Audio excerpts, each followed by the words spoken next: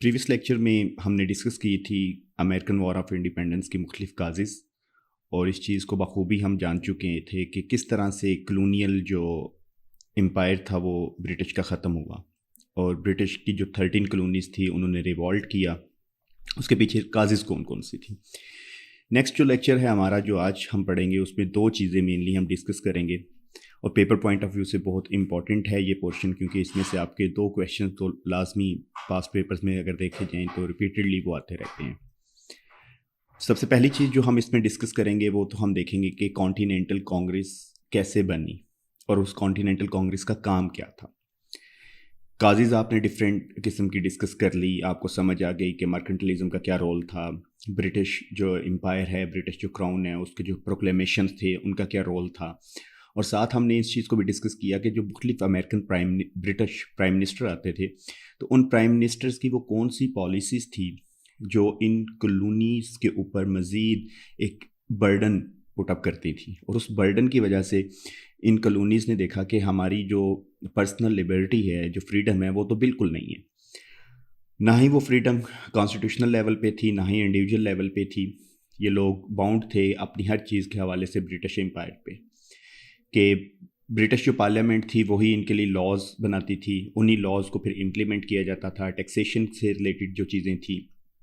Custom سے related جو چیزیں تھیں، وہ تمام رول جو تھے، وہ تمام لاز جو تھے، وہ برٹش کی پارلیمنٹ سے پاس ہوتے تھے اور امپلیمنٹ آ کر ان کلونیز میں ہوتے تھے۔ لیکن کلونیز کے لوگ کیونکہ اویئر ہو چکے تھے، انلائٹنڈ لوگ تھے، اور ان کے اندر اب اس چیز کا کافی زیادہ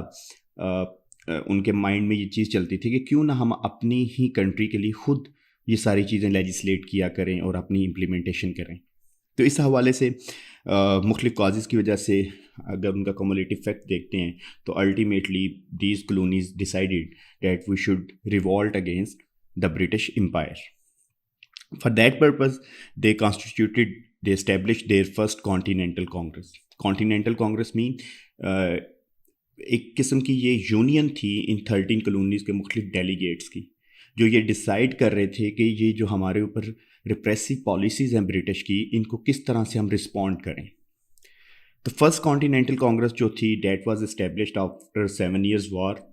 اور اس کے بعد جو بھی ایونٹس آئے تو 1774 میں فرسٹ کانٹیننٹل کانگریس جو تھی دیٹ واز اسٹیبلشڈ، ٹھیک ہے یہ۔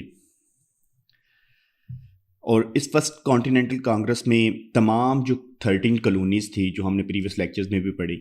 وہاں کے ڈیلیگیٹس جو تھے وہ پریزنٹ ہوئے، انہوں نے اپنی اپیرنس شو کی، ایکسیپٹ 1 کلونی جارجیا سے کوئی بھی ڈیلیگیٹ نہ آیا۔ لرن رائٹ ناؤ نے اپنے کمپلسری اور آپشنل کورسز لانچ کر دیے ہیں۔ اگر آپ CSS کی تیاری کر رہے ہیں